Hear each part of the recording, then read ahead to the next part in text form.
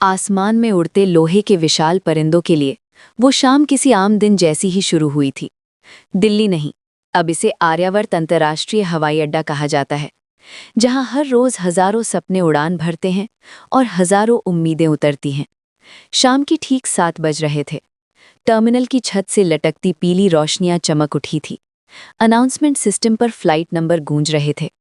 कहीं कोई बच्चा खिड़की से जहाज दिखाकर खुश हो रहा था, तो कहीं कोई माँ अपने बेटे के इंतजार में बार बार घड़ी देख रही थी।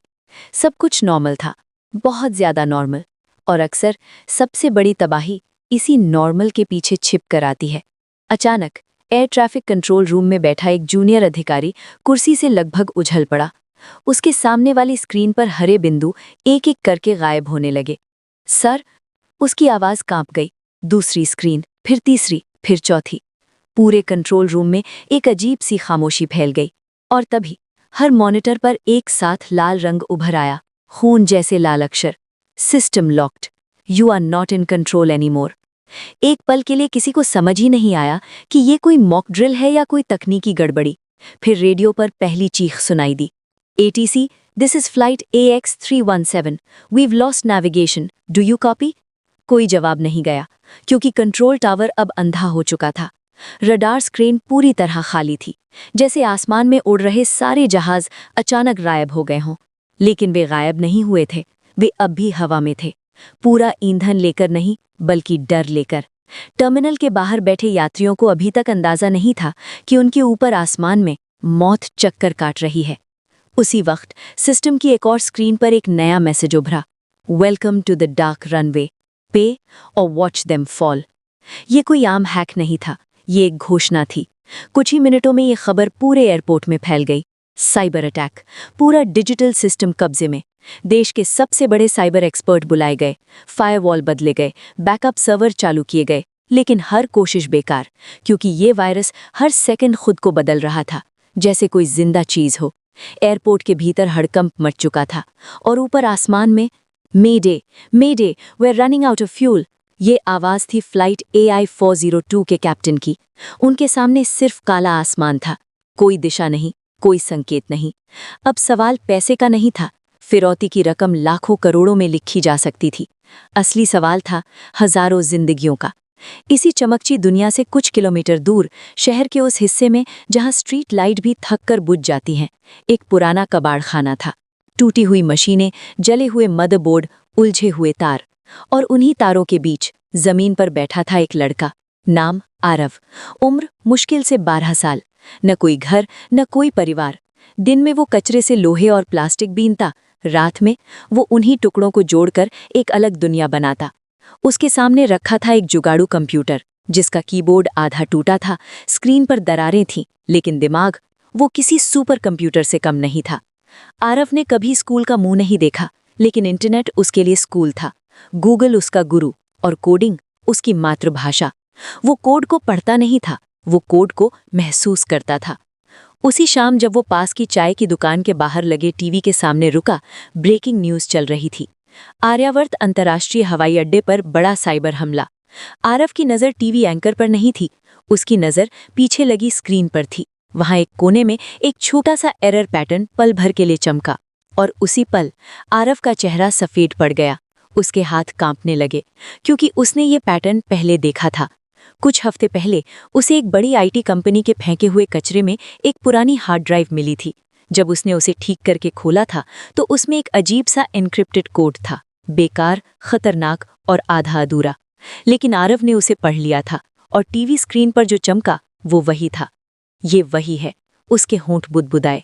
उसे समझ आ गया, ये कोई आम हैक नहीं, ये वही छोड़ा हुआ दानव था जिसे बनाने वालों ने खुद ही छोड़ दिया था।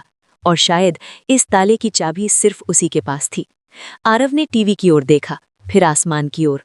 उसने कल्पना की, अंधेरे में उड़ते जहाज, डर से कांपते पायलट, और नीचे अनजान लोग। उसने अपनी पुरानी हार्ड ड्राइव उठाई, टूटा हुआ लैपटॉप कंधे पर डाला, और बिना कुछ सोचे दौड़ पड़ा, नंगे पैर। सड़क की जलती गिट्टियां, कांटे, कांच। दर्द था, लेकिन डर उससे बड़ा था। पीछे छूट रहा था कबाड़खाना, और सामने था देश का सबसे सुरक्षित एयरपोर्ट, जहां शायद कोई उसकी शक्ल तक नहीं देखेगा, और शायद समय पहले ही खत्म हो चुका होगा। आरव नहीं जानता था कि उसे अंदर जाने दिया जाएगा या नहीं। वो सिर्फ इतना जानता था, अगर वो नहीं पहुंचा तो आसमान से आग बरसेगी, और यहीं से शुरू होने वाला था एक ऐसा फैसला जो पूरे देश की तकदीर बदलने वाला था। आरव की सांसें बेतरतीब हो चुकी थी। नंगे पैरों से दौड़ते दौड़ते जब वो आर्यावर्त अंतर्राष्ट्रीय हवाई अड्डे के मुख्य प्रवेश द्वार पर पहुंचा तो सामने का दृश्य किसी आपदा फिल्म से कम नहीं था। लाल नीली बत्तियां, दौड़ते सुरक्षाकर्मी, रोते बच्चे, चीखती आवाजें, हर किसी के चेहरे पर एक ही सवाल लिखा था, अब क्या होगा। आरव ने गेट की ओर बढ़ते हुए चिल्लाकर कहा, मुझे अंदर जाना है, मैं मदद कर सकता हूं। लेकिन उसकी आवाज़ उस शोर में कहीं दब गई। एक सुरक्षाकर्मी ने उसे ऊपर से नीचे तक देखा, फटे कपड़े, धूल से सना चेहरा और कंधे पर लटका टूटा हुआ लैपटॉप। ए, हट यहां से, गार्ड ने उसे धक्का दिया। ये मजाक की जगह नहीं है। आरव लड़खड़ा गया लेकिन गिरा नहीं। उसने फिर कोशिश की, सर प्लीज सिस्टम के बारे में। भाग गया। दूसरा गार्ड गरजा, देश की सुरक्षा का मामला है, तू क्या करेगा। लोगों की नजरें उस पर टिक गईं। किसी ने उसे भिखारी समझा, किसी ने पागल। आरव की आंखें भर आईं, लेकिन उसने आंसू पोंछे नहीं। उसने अपनी जेब से वो पुरानी हार्ड ड्राइव निकाली और हवा में लहराते हुए चिल्लाया, जिस वायरस ने आपका सिस्टम लॉक किया है उसकी मास्टर की मेरे पास है। एक पल के लिए सब कुछ थम सा गया। गार्ड हंस पड़े। सुना क्या बोला ये, कोई बच्चा मास्टर की बात कर रहा है। और तभी ऊपर एटीसी टावर के कांच के पीछे एक आदमी ये सब देख रहा था। लंबा कद, चौड़ी छाती और माथे पर चिंता की लकीरें। नाम वीर प्रताप राठौर, एयरपोर्ट सुरक्षा प्रमुख। उनके सामने दीवार पर लगी घड़ी बेरहमी से टिक टिक कर रही थी। 8:41। उन्हें अभी अभी सूचना मिली थी कि 2 विमानों का ईंधन क्रिटिकल लेवल पर है। अगर 10 मिनट में संपर्क बहाल नहीं हुआ तो टक्कर तय थी। वीर प्रताप ने नीचे झांका। उन्होंने देखा एक छोटा सा लड़का सुरक्षाकर्मियों के बीच खड़ा कुछ समझाने की कोशिश कर रहा था। उसकी आंखों में डर नहीं था, वहां था यकीन। उसे रोको, वीर प्रताप ने कहा। गार्ड चौंक गए। सर, मैंने कहा रोको। वीर प्रताप खुद नीचे आए। तुम यहां क्यों आए हो? उनकी आवाज भारी थी। आरव ने सीधे उनकी आंखों में देखा। कोई झुकाव नहीं, कोई डर नहीं। क्योंकि आपके पास समय नहीं है सर, आरव ने कहा। और उनके पास? उसने आसमान की ओर इशारा किया। जाने हैं। वीर प्रताप कुछ बोलते उससे पहले एटीसी रूम से रेडियो की आवाज आई। AI 402 calling, we are losing altitude. पूरा शरीर सुन्न हो गया। आरव ने झट से अपना लैपटॉप खोला। स्क्रीन पर चमकते अजीब से कोड। सर, ये वायरस ब्लैक शेल लूप पर बना है। ये सिस्टम पर हमला नहीं करता, ये सिस्टम बन जाता है। पीछे खड़े साइबर एक्सपर्ट्स हंस पड़े। ये स्ट्रीट बॉय हमें कोड समझाएगा? हमारे पास दुनिया के सबसे महंगे सॉफ्टवेयर हैं। आरव ने बिना पलटे कहा। और फिर भी आप हार रहे हैं। सन्नाटा। वीर प्रताप ने उसकी हार्ड ड्राइव देखी, फिर उसकी उंगलियां। वे कांप नहीं रही थी। जब दुनिया घबराती है तभी असली फैसले लिए जाते हैं। इसे अंदर ले चलो, वीर प्रताप ने कहा। सर, सब चिल्ला उठे। अगर ये गलत हुआ तो जिम्मेदारी मेरी होगी, वीर प्रताप ने बात काट दी। और उसी पल एक बच्चा देश के सबसे सुरक्षित जोन में कदम रख रहा था। सर्वर रूम, ठंडी हवा, नीली रोशनी और हजारों करोड़ों का सिस्टम।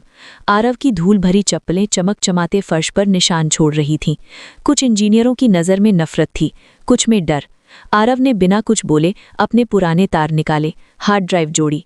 जैसे ही उसने पहला कमांड डाला, स्क्रीन पर कोड नाचने लगे। ये किताबों वाली कोडिंग नहीं थी, ये जिंदगी से सीखी हुई भाषा थी। ये तो, एक इंजीनियर फुसफुसाया। ऊपर, मेडे, डू यू कॉपी? आरव ने आंखें बंद की, उस पुराने पैटर्न को याद किया। उन्होंने ताला बदला है सर, आरव बोला, लेकिन नींव वही है। उसने उंगलियां तेज कर दी और पहली बार लाल चेतावनी बत्ती पीली होने लगी। उम्मीद ने दरवाज़ा खटखटाया। लेकिन खतरा अभी खत्म नहीं हुआ था, क्योंकि जिस पल हैकरों को एहसास हुआ कि कोई अंदर घुस आया है, स्क्रीन पर एक डरावना चेहरा उभरा और सिस्टम ने जोर से बीप किया। Counter attack initiated. आरव ने दांत भींच लिए। अब असली लड़ाई शुरू होगी, उसने धीरे से कहा। और उसी पल ऊपर आसमान में AI 402 का ईंधन आखिरी सीमा छू रहा था। समय अब सेकंडों में था। सर्वर रूम की ठंडी हवा में भी अब पसीने की गंध फैल चुकी थी। मॉनिटरों की नीली रोशनी लगातार बदल रही थी, कभी लाल, कभी पीली, कभी खून जैसी चमक। आरव की उंगलियां कीबोर्ड पर रुक नहीं रही थीं, जैसे वो टाइप नहीं कर रहा हो, बल्कि किसी अनदेखे दुश्मन से बातें कर रहा हो। स्क्रीन पर उभरा वो डरावना चेहरा मुस्कुराया। You should not be here. एक इंजीनियर घबरा गया। सर, सिस्टम ओवरलोड हो रहा है। वीर प्रताप राठौर की नज़र घड़ी पर थी। 0849 PM। ऊपर आसमान में flight AI 402। Fuel critical. Repeat, fuel critical. Captain की आवाज़ अब टूटने लगी थी। आरव ने बिना पीछे देखे कहा, सर, उन्होंने एक रिवर्स लूप बना लिया है। अगर हम सामने से हमला करेंगे तो सिस्टम खुद को खा जाएगा। तो फिर? वीर प्रताप ने पूछा। आरव की आंखें चमकी। तो फिर हम सामने से नहीं जाएंगे। उसने एक अलग विंडो खोली। ऐसी कमांड्स जो किसी मैनुअल में नहीं मिलती, ऐसी भाषा जो उसने कबाड़ में पड़े टूटे सिस्टम्स से सीखी थी। ये क्या कर रहा है? एक सीनियर इंजीनियर बुदबुदाया।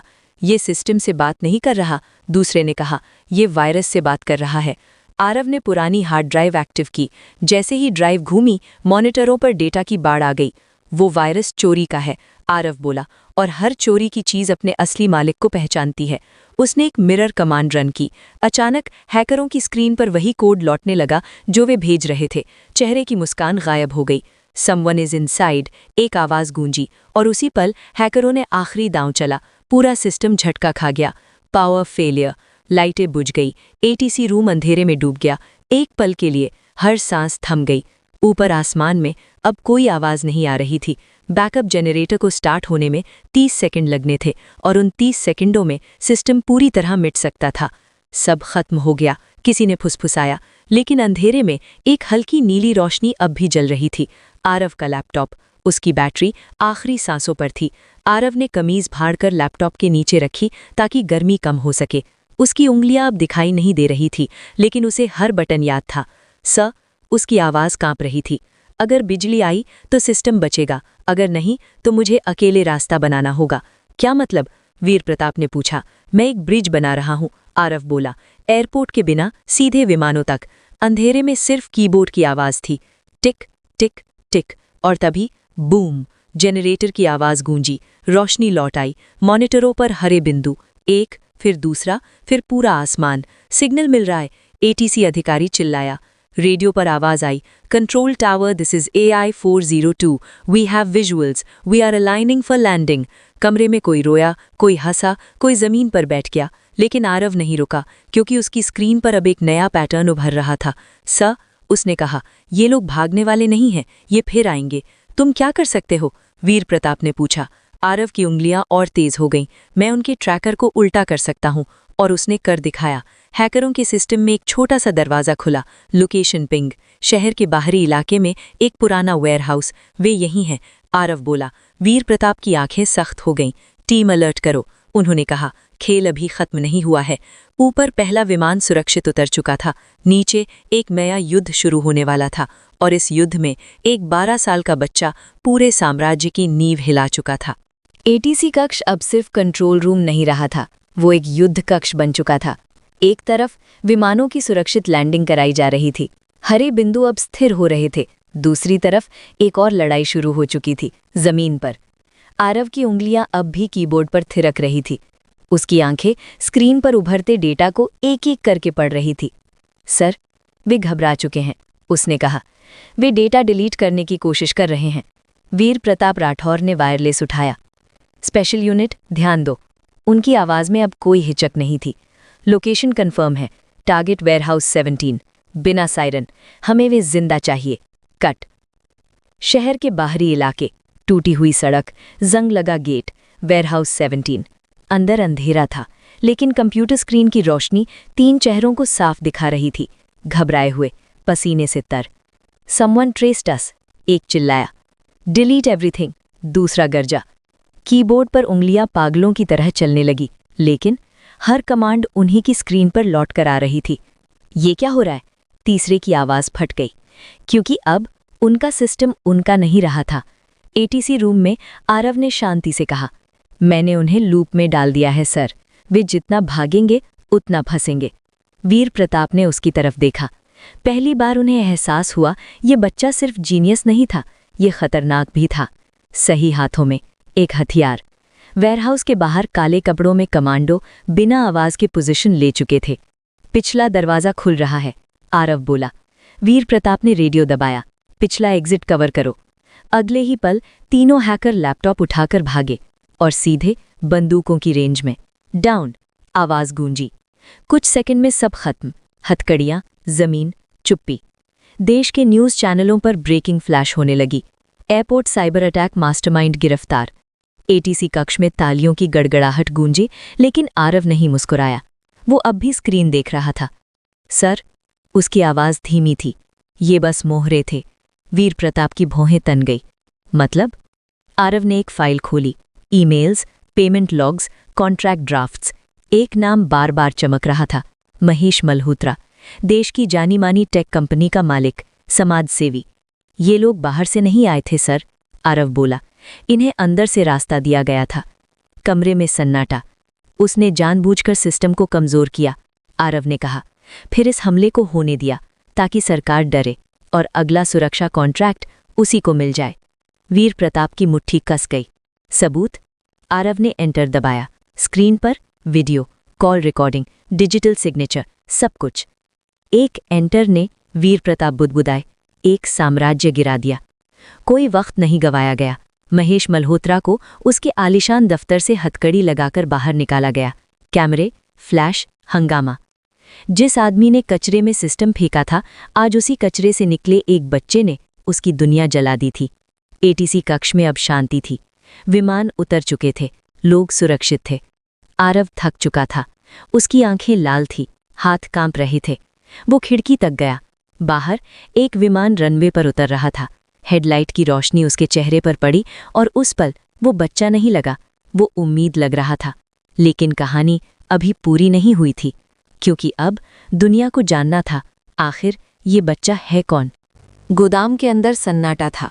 धुएं की हल्की परत हवा में तैर रही थी और टूटे हुए सर्वर की स्क्रीन अब भी झपकियां मार रही थी।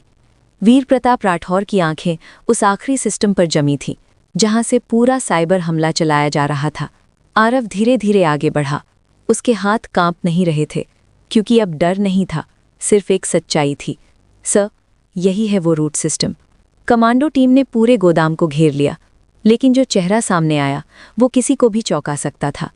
वो आदमी कोई विदेशी आतंकी नहीं था, कोई मास्ड विलन नहीं, बल्कि महेश मल्होत्रा, देश की जानी मानी साइबर सिक्योरिटी कंसल्टिंग फर्म का मालिक। वीर प्रताप की आवाज़ भारी हो गई। तुम? महेश हल्का सा मुस्कुराया। देशभक्ति एक अच्छी चीज़ है वीर, लेकिन पैसा उससे कहीं बेहतर। उसने बताया कि कैसे उसने सालों से देश के सिस्टम में बैकडोर्स बनाए, कैसे उसने एयरपोर्ट नेटवर्क्स, डिफेंस डेटाबेसेस और फाइनेंशियल सर्वर्स में हिडन एक्सेस रखा। आज अगर आरव नहीं होता तो देश को पता भी नहीं चलता कि उसके साथ क्या हुआ। आरव ने पहली बार गुस्से में उसकी तरफ देखा। आपने बच्चों की तरह इस देश को बेचा है। महेश हंसा। देश? देश उन लोगों का होता है जिनके पास ताकत होती है, और ताकत डेटा में है। कमांडो ने उसे हथकड़ी लगाई। महेश जाते जाते आरव के पास रुका। तुम बहुत आगे जा सकते थे अगर सही लोगों के साथ होते। आरव ने बिना पलक झपकाए जवाब दिया। गलत लोगों के साथ आगे जाना असल में पीछे जाना होता है। महेश की मुस्कान वहीं जम गई। अगले दिन पूरे देश में सिर्फ एक ही खबर थी। Airport cyber attack fail, nation saved by unknown young hacker. TV screens पर एक्सपर्ट्स बोल रहे थे, न्यूज़ एंकर्स चिल्ला रहे थे, सोशल मीडिया पर एक ही सवाल घूम रहा था, हु इज़ आरव? लेकिन आरव एक सरकारी गेस्ट हाउस के कमरे में चुपचाप बैठा था। उसके सामने एक सादा सा नाश्ता रखा था। वो उसे देख रहा था, जैसे किसी और की जिंदगी हो। अंदर वीर प्रताप आया। देश तुम्हें जानना चाहता है। आरव ने धीरे से सिर हिलाया। सर, मेरी माँ जानती है, बस इतना काफ़ी है। वीर प्रताप खुद आरव को उसके गांव लेकर गया। वही कच्चा घर, वही टूटी चारपाई और वही माँ जो दरवाजे पर खड़ी इंतजार कर रही थी। आरव को देखते ही उसकी आंखें भर आईं। कहाँ चला गया था तू? आरव ने कुछ नहीं कहा, बस घुटनों के बल बैठकर माँ के पैर छू लिए। माँ, आज पहली बार लगा कि मैं किसी काम का हूँ। माँ ने उसका माथा चूमा। बेटा, ईमानदारी से किया गया काम कभी बेकार नहीं जाता। एक हफ्ते बाद दिल्ली में एक छोटा सा समारोह हुआ। कोई फ्लैशी स्टेज नहीं, कोई पब्लिसिटी स्टंट नहीं। वीर प्रताप ने आरव को ऑफर दिया। National cyber defence unit, direct recruitment, full authority, full resources. Aarav ने ऑफर स्वीकार किया, लेकिन एक शर्त पर। सर, गांव और छोटे शहरों के बच्चों के लिए फ्री साइबर एजुकेशन प्रोग्राम शुरू होना चाहिए। वीर प्रताप मुस्कुराया। देश को हीरोज से ज्यादा टीचर्स की ज़रूरत होती है। आज आरव एक सिक्योर लैब में बैठा है, चारों तरफ एडवांस्ड सिस्टम्स हैं, लेकिन उसके पास आज भी वही पुराना लैपटॉप रखा है। वो उसे देखता है और मुस्कुराता है, क्योंकि उसे पता है कभी-कभी देश को बचाने के लिए हथियार नहीं, एक सही दिमाग काफ़ी होता है।